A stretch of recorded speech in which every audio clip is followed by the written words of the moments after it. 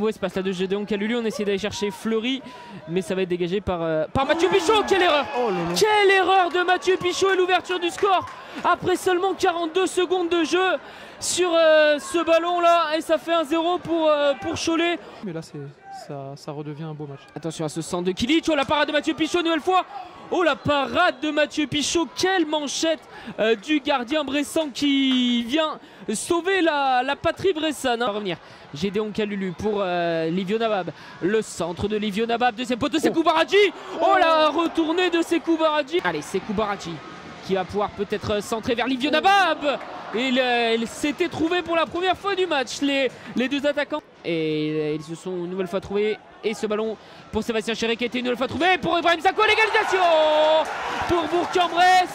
Alors qui a touché le ballon en dernier? C'est un Choletais, mais celui qui a mis la direction, qui a mis cette frappe en direction du but, et ben c'est pour l'instant Grégoire, arrête-moi et contredis-moi si tu n'es pas d'accord, mais Ibrahim Sakho c'est pour l'instant l'homme de cette première mi-temps du côté de Bourg-en-Bresse. À jouer, et ce corner de Sébastien Chéret, oh, il y avait du monde là, et il y avait surtout la sortie de Théo Guivarch.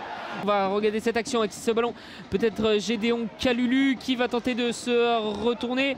Il va rejouer avec Ibrahim Sakho dans la profondeur, ce ballon, et qui est touché. Gédéon Kalulu dans la surface de réparation, Gédéon Kalulu une fois, deux fois, trois fois.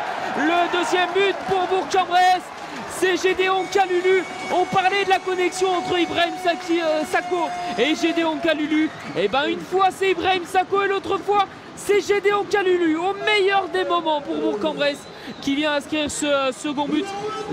2-1 pour Bourg-en-Bresse. La profondeur, quel bon ballon pour Abeza. Abeza, oh, le poteau, et derrière Maxime Fleury qui ne peut pas reprendre. Quelle occasion là pour le SO Cholet d'égaliser à 2 partout. C'est la mi-temps, on se retrouve dans 8-10 minutes.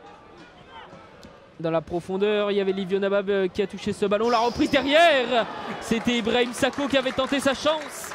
Oh, il est passé, Banfa Diakité devant deux joueurs. Oh là, oh, derrière, la grosse faute de Keita. Et il va sortir le carton rouge pour le milieu de terrain de cette équipe de Cholet.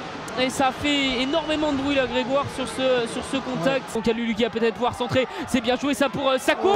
Et ça va s'envoler dans les tribunes du Stade Verchères. Alors qu'on va rentrer dans les 20 dernières minutes de cette rencontre. La tête là.